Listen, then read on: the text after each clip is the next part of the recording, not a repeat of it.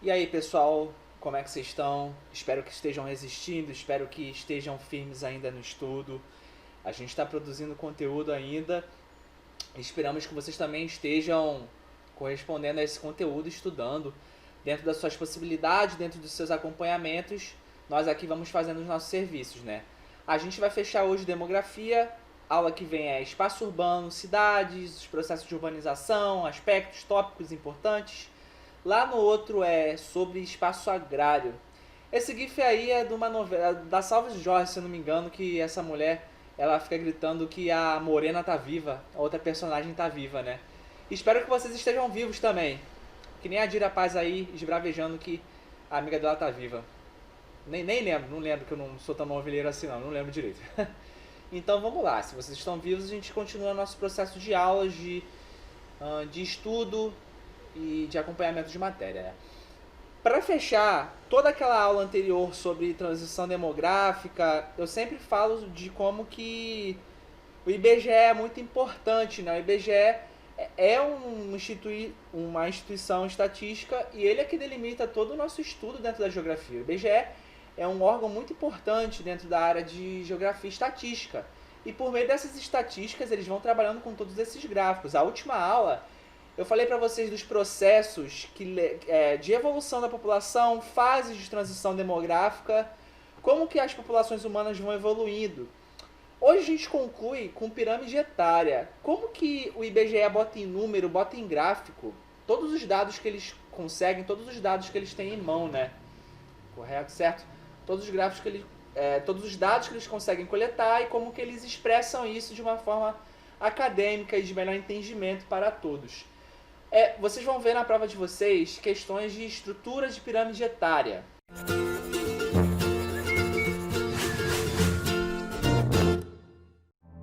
Olá, seja muito bem-vindo ao IBGE Explica. Hoje falaremos sobre a pirâmide etária. Resumidamente, uma pirâmide etária é um gráfico que mostra a distribuição de uma população por idades. De um lado fica a proporção de homens em cada faixa etária e do outro a de mulheres. A parte inferior se refere aos mais jovens e a superior aos mais velhos. Ou seja, pela pirâmide etária é possível saber qual faixa etária é predominante em uma determinada população, em quais grupos de idade há mais homens ou mulheres, se a população representada possui mais jovens, adultos ou idosos, enfim. Em um único gráfico, diversas questões sobre a composição daquela população podem ser percebidas. Como nós, aqui no IBGE, somos especialistas em Brasil, é claro que vamos falar sobre a pirâmide etária brasileira. Neste vídeo, você vai observar como ela vem se modificando ao longo das décadas, o que indica mudanças no perfil demográfico do nosso país. Então, vem com a gente! Observe, por exemplo, a pirâmide etária brasileira de 2018. A faixa em que temos mais mulheres é a de 30 a 34 anos, já os homens são mais numerosos entre 20 e 24 anos de idade.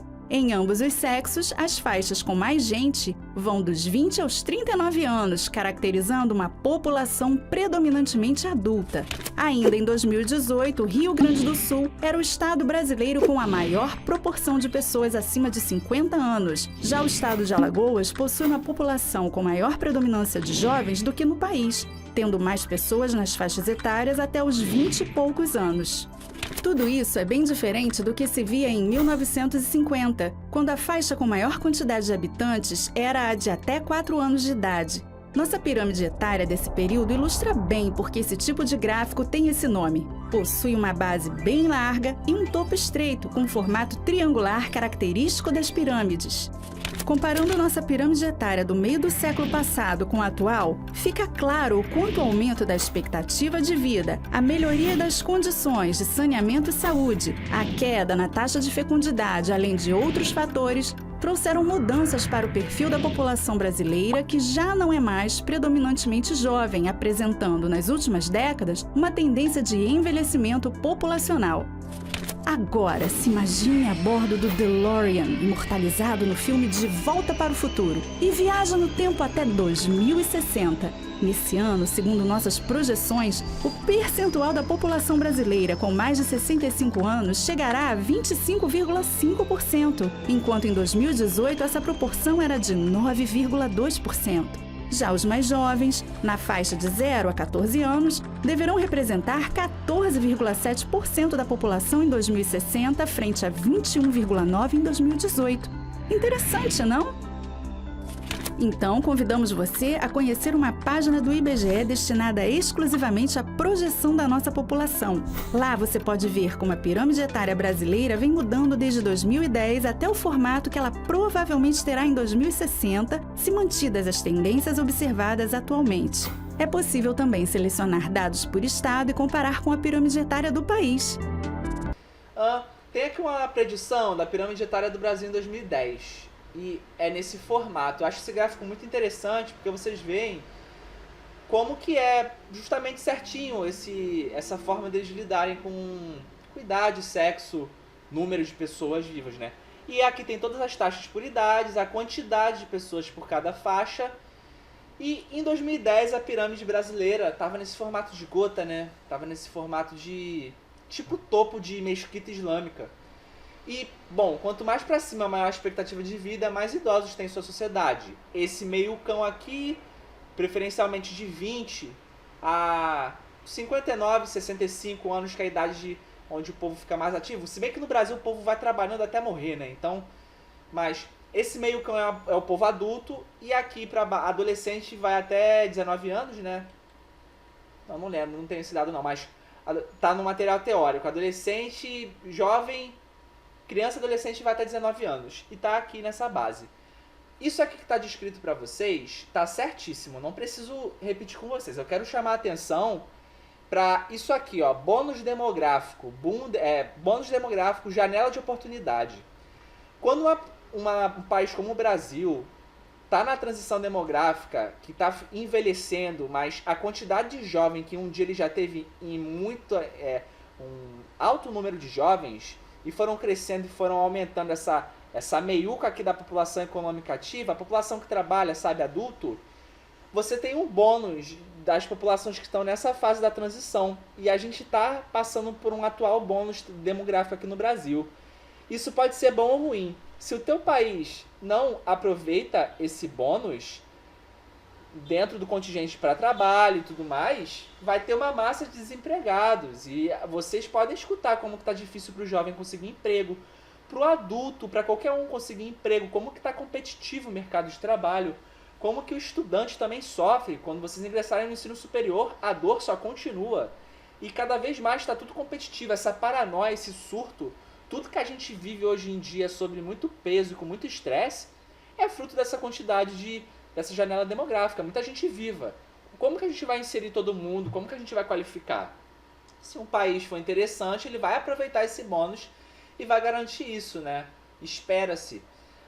Aqui eu sempre, dentro de demografia, eu sempre estou recorrente, batendo martelo com vocês, nessa questão do Brasil estar envelhecendo, estar ficando velho, nosso país está ficando... A expectativa de vida brasileira está aumentando, e com isso tem uma maior parcela de idosos que estarão vivos. Eu não falei de bônus demográfico aqui nesse tipo de pirâmide etária em forma de bolha. Pois bem, a gente antes tinha uma base muito larga, e essa base que era larga, que significava alta taxa de natalidade, muita criança. Uma hora essas crianças crescem e vão contribuindo para o janelão aqui na meiuca de qualquer pirâmide etária que vocês avaliem. Essa janelona também, ó, base grande e foi afunilando, certo? Ó como é que tá tendendo. Deixa eu pegar aqui uma caneta. Antes era assim. Agora tá ficando um pouquinho mais inclinado. Aqui já... Eita, horrível ali, né? Aqui já tá assim. E aqui já tá tendendo a ficar mais vertical. Olha só esse janelão. Vocês me entendem o que é esse bônus demográfico? E a gente está passando por isso atualmente. Lembrando sempre que os idosos estão em tendências crescentes de aumento. Nossa, que coisa horrível, mas vocês me entendem porque eu estou falando ainda bem. E o Brasil está ficando mais velho. E na última aula eu falei bastante disso, não serei repetitivo, não falei de novo, mas tenham em mente que isso é quente demais para vestibular e para a realidade de vocês. Vamos para uma questão que... Vocês entenderam o que é pirâmide etária, né? Como que o IBGE transforma todos os dados e estudos dele para desembocar nesse momento de agora. pirâmide etária. Eu vou analisar com vocês essa questãozinha aqui. Podem fazer. Ele pede para analisar o esboço de certos tipos de pirâmides etárias, gente. Vocês veem que tem esses formatos. Vocês podem pegar com muitos aspectos, porque depende da forma matemática como o elaborador da questão abordou. Mas sempre vão tender a triângulos e formatos triangulares. Esse triângulo depois já ficando um pouquinho mais assim. Depois pode ficar mais retangular. Quem sabe um dia a gente tenha uma pirâmide invertida, onde só exista idoso e a robótica avançou tanto que a gente não precisa mais de adultos nem de crianças. As pessoas não têm mais filhos. Uma coisa bem distopia, né? Bem... Qualquer livro distópico, qualquer ficção aí da Netflix que vocês vejam. Característica das populações simbolizadas por cada modelo de pirâmide. As pirâmides são um modelo, né, gente? Porque cada população está no estágio de transição demográfica, de evolução. Como responder essa aqui? Olha essa pirâmide 1 aqui. Vocês estão vendo que ela tem essa tendência piramidal? Se ela tem essa tendência piramidal, diferente dessa aqui, vocês sabem que aqui está mais côncavo e aqui está mais convexo, está mais para fora. É como se aqui fosse assim e aqui fosse mais assim. Conseguem compreender? Justamente, duas características que podem determinar o número 1 ali. Gente, se a base é larga é porque tem muito jovem, tem criança, tem adolescente em massa, a população jovem está alta. Mas, ao mesmo tempo, tem pouco idoso. Você vê que o topo dela é pequenininho e tem, de certa forma, pouco adulto aqui em atividade, em idade economicamente ativa, né? Tá, e quais as características disso? Se tem muita criança, é porque tem uma taxa de natalidade alta, com certeza, e isso é uma das características. Outra característica é a baixa expectativa de vida, vocês poderiam responder, porque o topo é pequenininho, você não vê uma quantidade grande de idosos aqui, até pela área, sabe? Esse espaço aqui é maior, esse aqui é muito maior, aqui é menorzinho. Elevada proporção de crianças, seria outra característica de jovens, sabe? Na 2, você também poderia falar como características. Tem uma redução da taxa de natalidade. Aqui, essa base é menor, porque foi alargando aqui no meio. Então, as crianças que existiam foram crescendo e essa base, a tendência é diminuir, né? Aumento da expectativa de vida, vocês conseguem ver que aqui no topo tem uma área maior, consequentemente mais idosos vivos. Predomínio da população adulta, porque diferente daqui, nesse 1 que é assim, aqui já está mais assim, ó. Ou seja, tem mais adultos vivos com certeza. E nessa 3 é uma fase onde essa população com certeza tem uma baixa natalidade, reduzida a proporção de crianças, jovens, até mesmo de adultos. Uma expectativa de vida grande, porque o topo dela é gordinho. E uma elevada proporção de idosas, com certeza. E isso responderia a, sabe? Todas essas características que eu falei são respostas. E é assim que vocês analisam pirâmides etárias. Na B, a gente tem exemplos de países que se encontram. Lembra da aula 1, onde eu falei de transição demográfica? Como que tem certo grupo de países que determinam certos países que são exemplos de pirâmides etárias e de fases da transição? Esse tipo de pirâmide 1 aqui é característica de países subsaarianos. A Nigéria, por exemplo, sabe? Ou outros países do continente africano que estão nessa atual fase. A Índia é um país que não está na África, mas não está no continente africano, mas é um país asiático, onde representa essa fase 1 aqui, apesar de ter um complexo industrial um bocado atual, mas ainda tem altas taxas de natalidade. A Índia não tem um gráfico tão retangular, sabe, tão isomórfico. Então ele tem uma base maior sim. Aqui no 2 é o Brasil. O Brasil tá nessa tendência de fazer isso aqui, ó. Sou horrível com formas, né? O Brasil tá nessa tendência. E esse 3 aqui é qualquer país que já está naquela 4ª fase, não implosão demográfica, mas de envelhecimento bem avançado. Países que têm a tendência de ser invertidos, né? E essa C é muito interessante. Ações definidas por políticas demográficas em países no 3.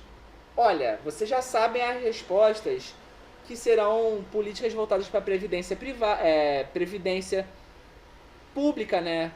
Porque tem uma população idosa muito grande, dependente de uma população economicamente ativa menor. Mas eu não queria dar essa resposta que eu já dei na outra aula. Eu queria chamar a atenção de vocês para outro aspecto de como que, apesar de ter pouco jovem, pouca criança e adolescente, eles ainda existem. E de uma forma ou de outra, você poderia ter uma negligência com esse pouco número de jovens e adolescentes existindo. Uma resposta seria, na verdade, benefícios para famílias com filhos. Se está tendo pouco filho, aquela família que tiver filho será beneficiada. São casos de políticas públicas que já são implementadas na Alemanha e na Suécia. Eles já fazem isso. E uma assistência médica escolar pública boa para esses jovens e para essas famílias. Extensão da licença paternidade, maternidade, sabe? Na França, a França é conhecida por uma boa política de auxílio para o pai e para a mãe que estavam trabalhando. Eles têm um bom tempo em casa para cuidar dos filhos, porque se tem pouco filho, a fecundidade europeia está baixa. Então, é uma forma de responder a C sem apelar para a previdência da faixa de idosos que está crescente, né? O gabarito para vocês darem uma olhadinha, com calma. E mais uma questão para avaliar. Ele quer causas e possíveis efeitos da previsão da mudança da estrutura etária entre 2035, né? Olha aqui no Brasil, como que era em 2000 e como que está em 35. Tem aqui a cor separando. Roxo era 2000, laranja em 35, no caso dos homens e tudo mais. Vocês estão vendo muito melhor desenhado como que antes era uma pirâmide de base larga e agora está ficando uma coisa mais gorda no meio. Ela está engordando, alargando no meio. É justamente essa transição que eu estou falando para vocês. É bônus demográfico, janela. Essa meiuca vai aumentar e depois o topo vai aumentar também. É tipo uma sanfona, conseguem perceber? Essa é a tendência que a gente prevê. Para o Brasil agora, países na Europa já estão com o topo alargando, já passaram por isso. E existem países no mundo também, como os da África subsaariana, Índia, Guatemala, que tem uma base alargada. E ele quer o quê? Causas e possíveis efeitos, pode-se afirmar. Tá, ele quer o que pode se afirmar sobre tudo isso aqui, esse processo está acontecendo. A expansão do topo da pirâmide é associada à tendência de crescimento da expectativa de vida no Brasil. Legal, isso é uma verdade, e um de seus efeitos deverá ser a diminuição de demanda por serviços de saúde dirigidos à população. Pelo amor de Deus, nunca. Está aumentando o topo de idoso, você vai diminuir? Não, jamais. Contraditório. Só tende a aumentar, na verdade. Quem for aprovado em medicina e quiser virar geriatra, enfermagem também, físio, fono, gente, vai ter uma população idosa, um mercado gigante na geriatria. B. Reduzir o topo da pirâmide etária está associado à tendência de crescimento da expectativa de vida. A redução do topo está associada à tendência de crescimento... tá errado, a redução do topo da pirâmide etária está associada à tendência de crescimento. Não, se está crescendo a expectativa de vida, esse topo vai aumentar e não diminuir, certo, gente? Então já errou ali. E um dos efeitos, e depois ele fala, efeito deverá ser o aumento de serviço turístico destinado especialmente à população idosa do país. Isso estaria certo se aqui falasse que o aumento do topo da pirâmide está associado ao aumento da expectativa de vida. E com certeza o setor turístico se aproveitaria disso. Mas a questão errou ali logo no início, né? Aqui é a C. Reduz-se a base da pirâmide porque se associa à queda da taxa de natalidade. Sim, porque até a fecundidade está diminuindo e um dos efeitos deverá ser a diminuição do número de jovens em idade escolar no país. Redução, mas não extinção, gente. Essa questão aqui, por enquanto, está certa. Deixa uma estrela aqui. Jovens existem, mas não acabaram, pelo amor de Deus. Mas isso aqui tudo, reduziu a base, verdade. Queda da taxa de natalidade, reduz também a fecundidade. Diminuição de número de jovens, perfeitinho. Aqui é a D. Redução da base da pirâmide associada ao aumento da taxa de fecundidade? Não, aumento não. Tem que reduzir a taxa de fecundidade também. Não vou nem ler o resto.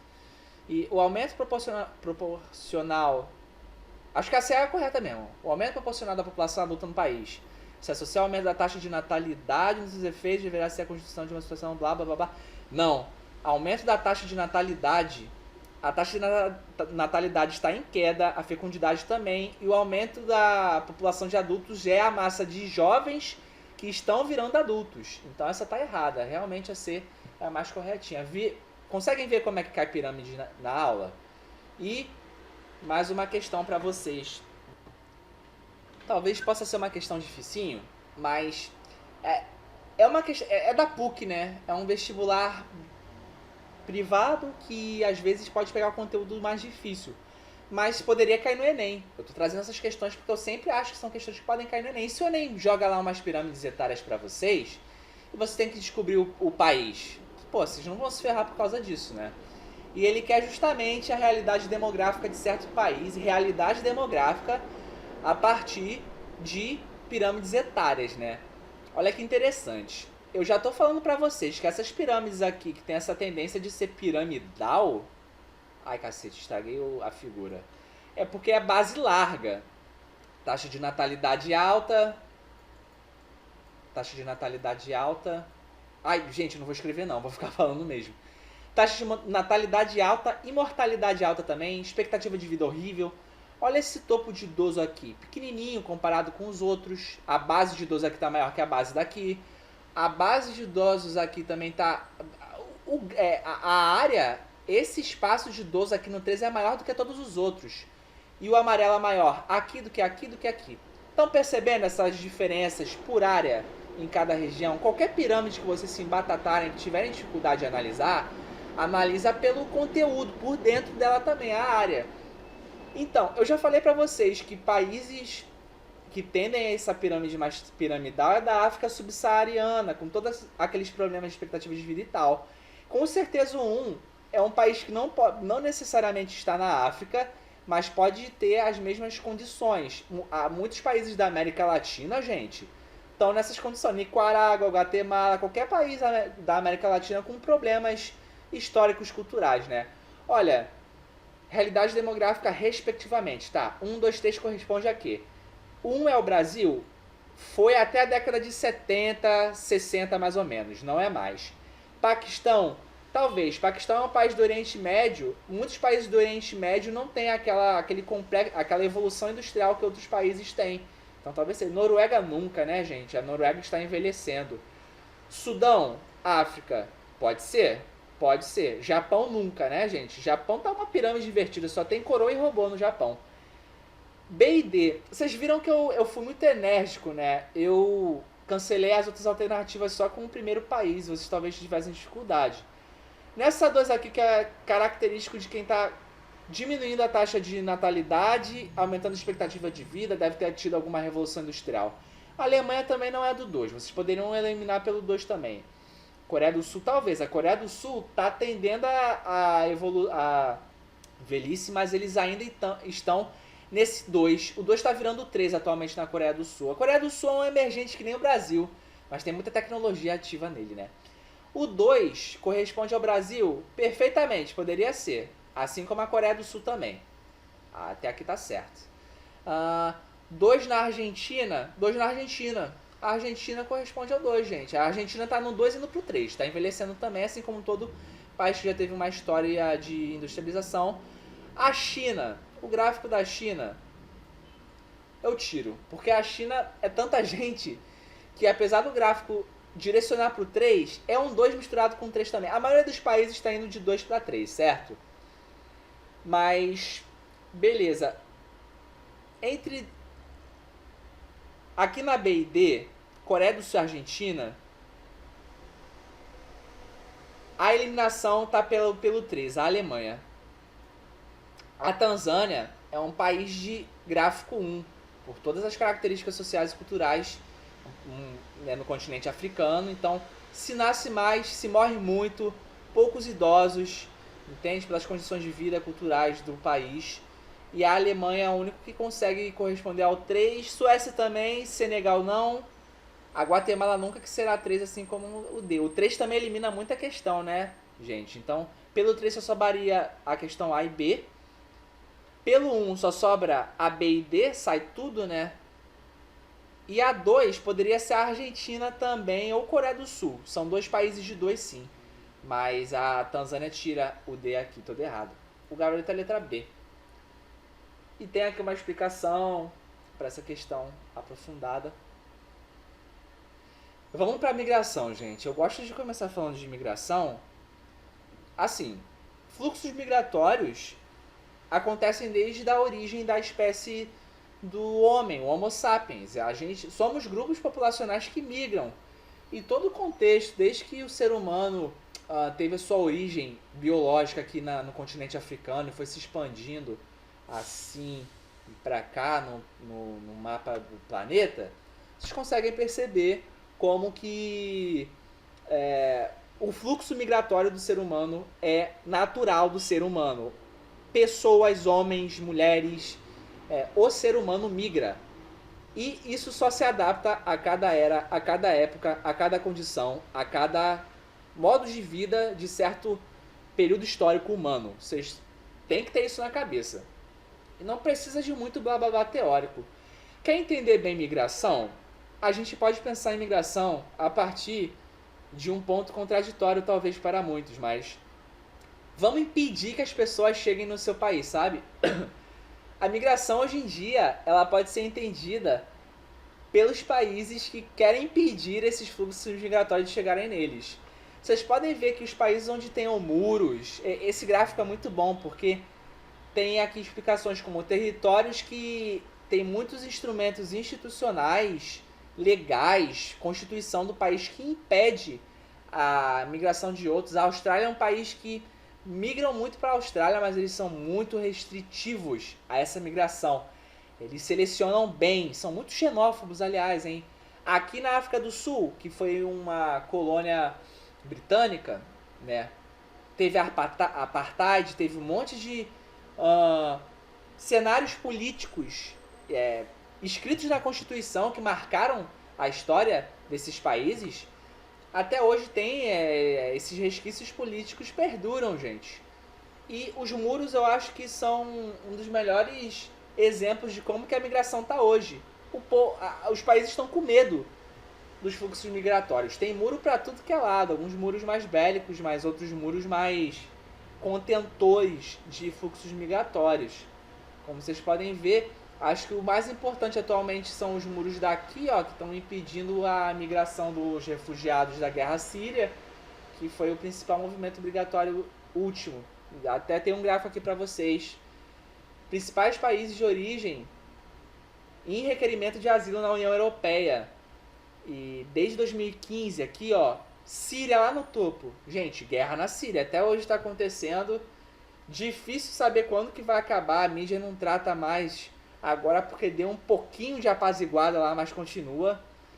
Todos esses países aqui têm origem bélica, tem uma cultura de guerra, de divergências religiosas, culturais, econômicas que promovem esse fator repulsivo para grande parte da população que neles vivem. E essas pessoas com certeza vão migrar para outros em condições de não guerra, sabe? Guerra expulsa qualquer um, gente, do seu país de origem. E tem outros fatores também, um gráfico de curiosidade. E a crise migratória europeia, que não pode ser deixada de lado. E aqui tem todas as rotas bem explicadas e bastante claras de como que a Europa, em todo o seu conteúdo de qualidade de vida melhor, que é histórico, né? A qualidade de vida europeia ser melhor do que outros países. E o fluxo migratório para eles. Eu não consigo explicar muito esse gráfico porque ele é autoexplicativo. É só a Alemanha com alta recepção de refugiados, porque ela sim, a Alemanha, ela tem uma política receptiva de imigração.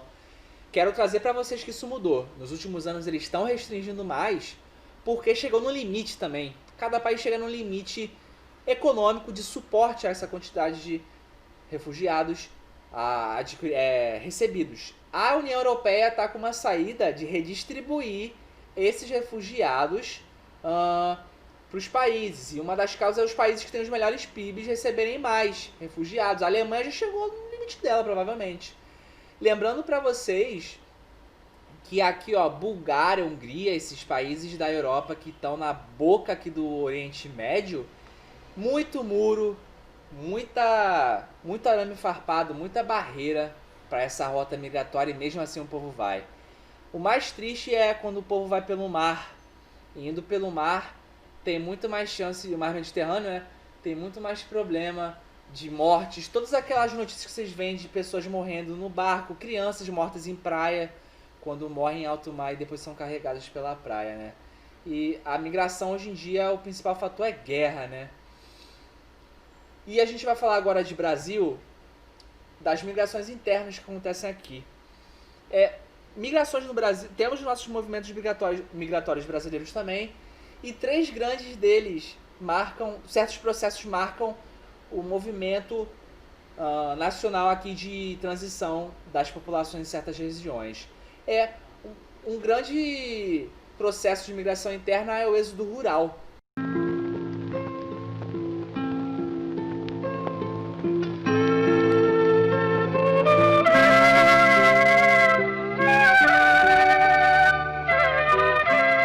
Até há poucos anos, a maior parte da população brasileira vivia no meio rural.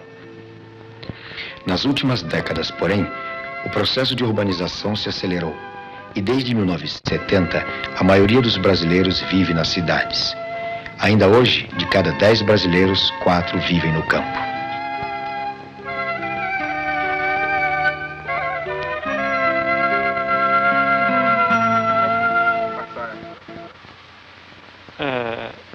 Olha, a gente, desde que eu saí da escola, eu já me conheci como lavrador e sempre renovando aquelas esperanças de um ano para outro, de sempre progredir, sempre melhorar, mas para o pequeno agricultor, olha, é difícil, viu?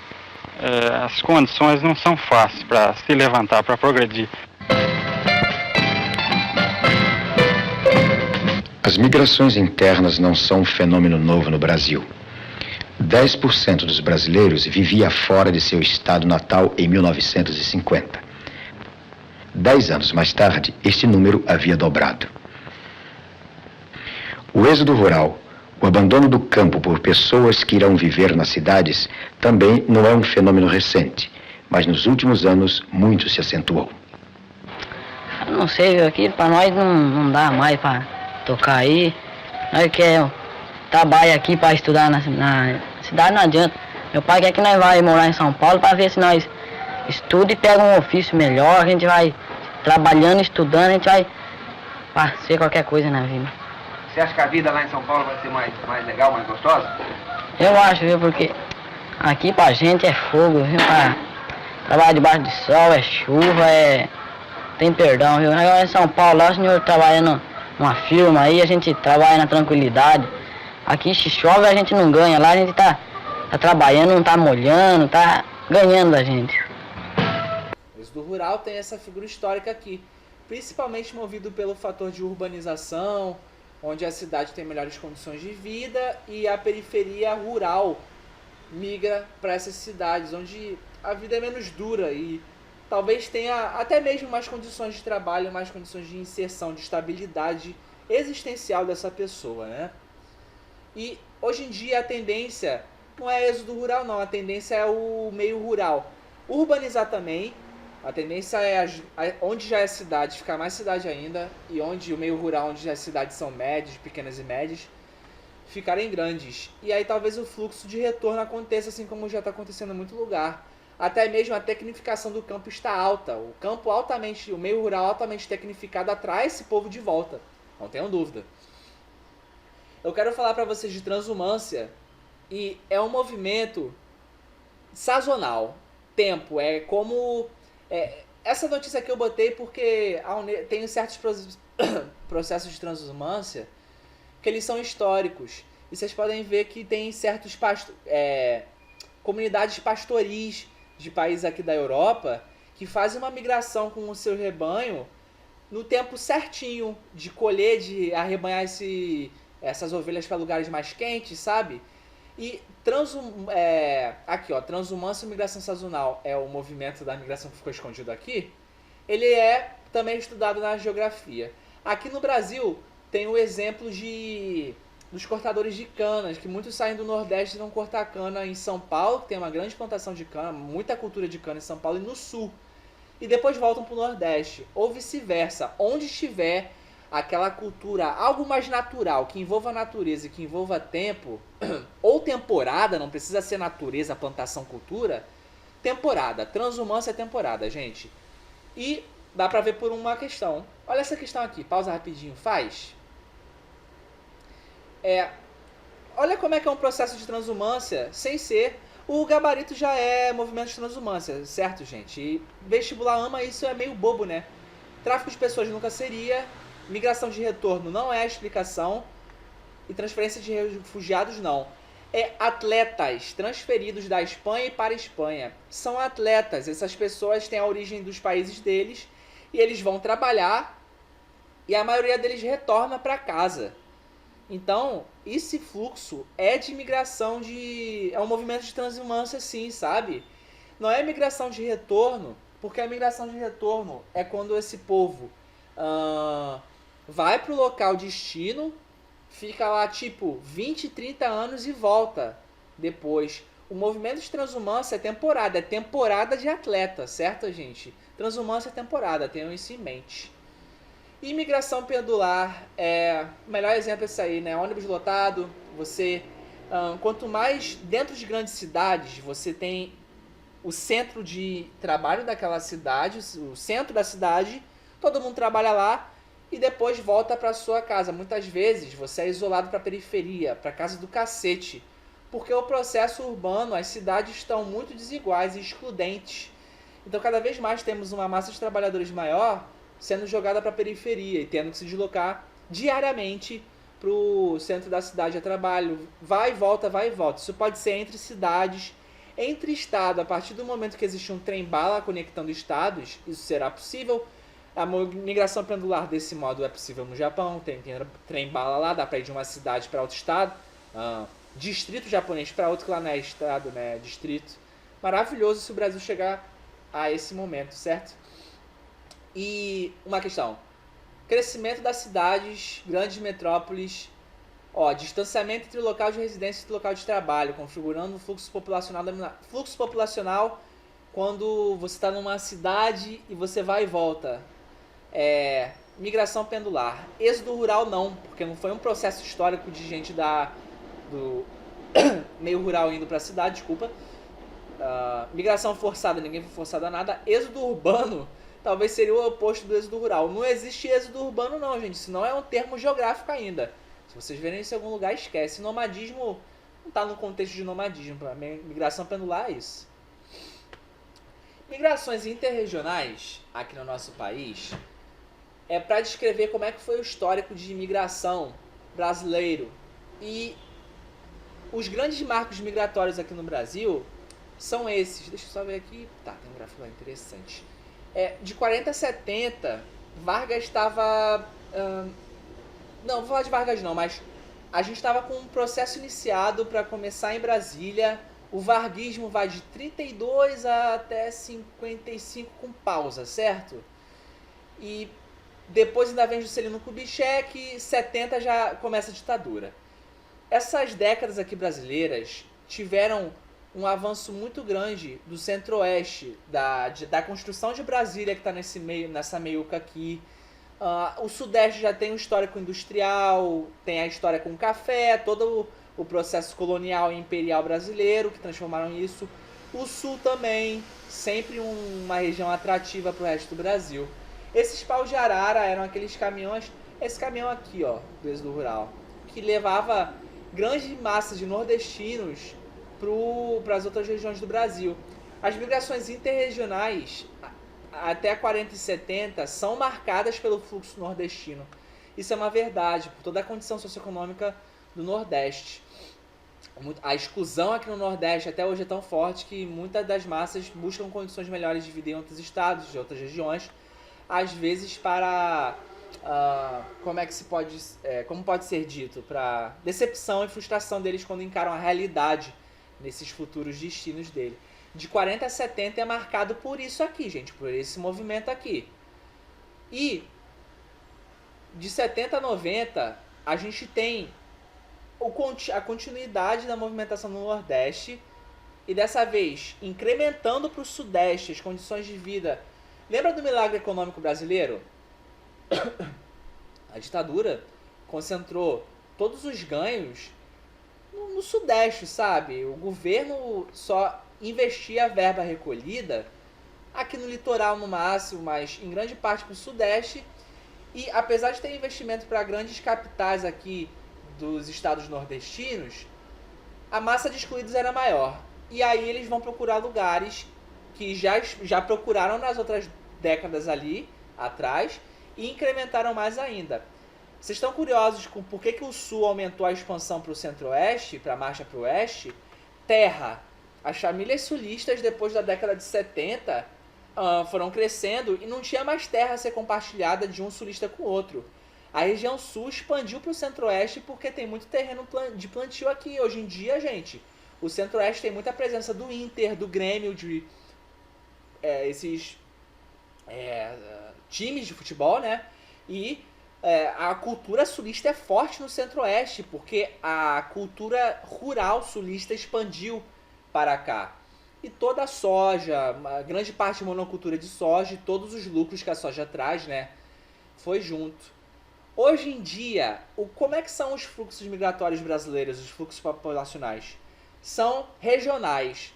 É uma hora que um grande centro de cidade está bom, melhor que o outro, todo mundo vai para lá, regionalmente.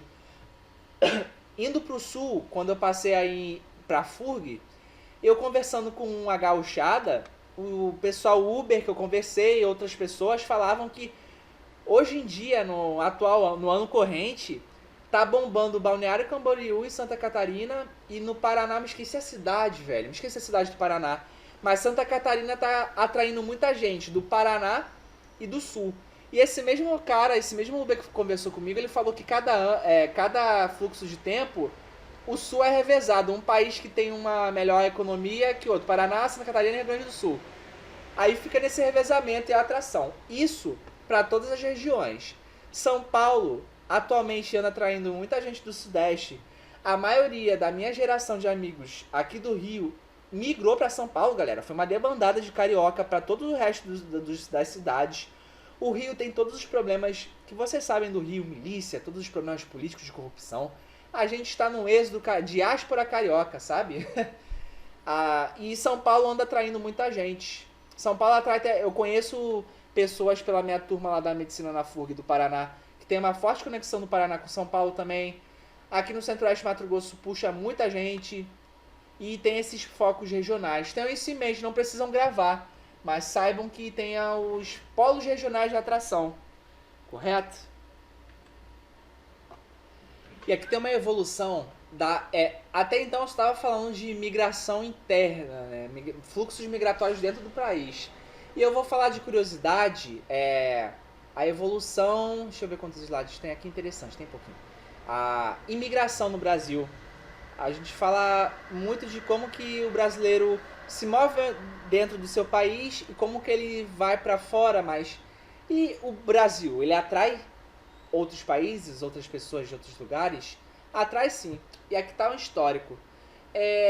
A evolução imigratória no Brasil tem essas milhares de pessoas aqui, e essa subida aqui, até esse ano, era 1800 e pouquinho, a grande parte do fluxo de migrantes era forçada africana, sabe, gente? O nosso histórico da escravidão marca diversas formas o nosso Brasil. E o fluxo migratório aqui era grande. O marco da abolição da escravidão fez com que o Império Brasileiro procurasse outras alternativas de trabalho migratório, igualmente forçados e escravos, só que agora não poderia ser o africano. Nessa época aqui, no início de República, a política brasileira, pela Constituição, queria embranquecer a população, gente. Isso foi uma coisa na lei, tinha a lei de embranquecimento da população. E com todos os problemas de guerra, de Primeira Guerra Mundial e Segunda Guerra Mundial, eles se aproveitaram da Europa e trouxeram fluxos migratórios para o Brasil. Os Estados Unidos, até a Primeira Grande Guerra, ele era o maior, sempre foi o grande polo de atração migratória do mundo. E o Brasil ficou caído um pouco, mas o boom aqui começou com um avanço industrial no Brasil e foi atraindo o pessoal da Europa porque eles estavam em guerra também, nessas Primeira e Segunda Guerra, né? E em épocas de grande crise o Brasil estava se mostrando como uma grande potência de esponja, principalmente para esses países europeus que vieram para cá. A lei de cotas era uma lei de Vargas que foi a política do Império da Primeira República Brasileira, era embranquecer a população e foi atraindo gente europeia. Esses europeus trabalhavam forçado em terra, eles ganharam terra no Brasil, mas ao custo de trabalho forçado. Um bocado malandro do governo brasileiro. Chegou um ponto de ter tanto europeu aqui que o Vargas instituiu a lei de cotas e proibindo totalmente, em certo ano, a migração de estrangeiros para cá, a imigração, né?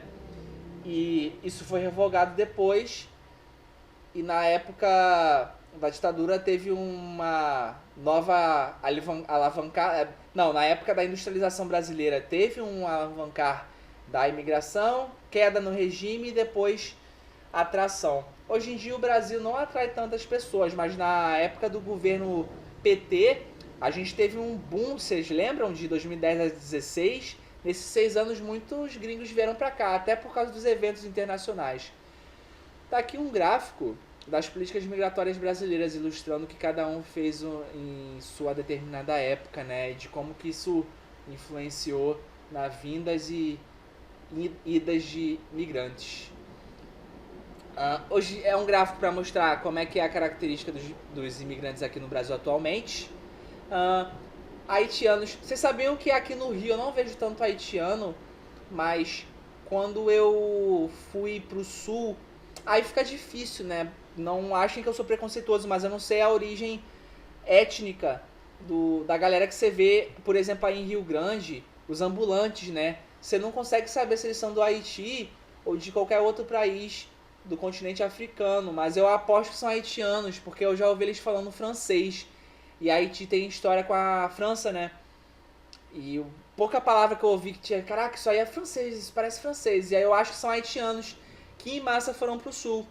E a rota de entrada deles é pelo norte, pelo Amazonas, Acre, sabe?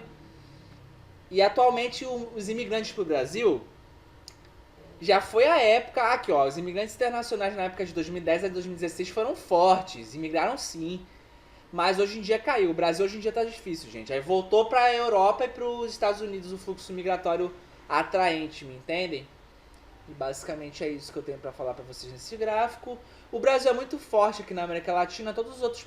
É um país continental que atrai os outros países da América Latina, quando vocês verem nossos irmãos daqui da América Latina vindo pra nós. E o saldo imigratório brasileiro é muito maior, o saldo emigratório, emigração para fora, imigração para dentro, né? Emigra-se mais do Brasil do que imigra-se, sai mais do que entra. E esse gráfico comprova isso, gente. O Brasil é um país muito instável. Atualmente a gente está com um governo um bocado instável. Eu ando tendo contato com pessoas que estão, na primeira oportunidade que tem de sair do Brasil, indo embora. Não vou caçoar tanto do atual governo, porque é uma coisa histórica, mas tem políticos, épocas políticas que exercem mais fatores repulsivos do que outros. Atualmente estou vendo um fluxo migratório, gente.